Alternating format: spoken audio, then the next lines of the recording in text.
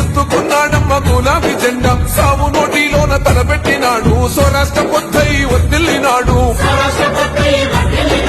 పథకాలు ఎన్నో పంచినాడమ్మా ప్రజల గుండెల్లోన నిలిచినాడమ్మ 2000 ఇచ్చే పెంచెను నేడు 5000కు పెంచుతానండు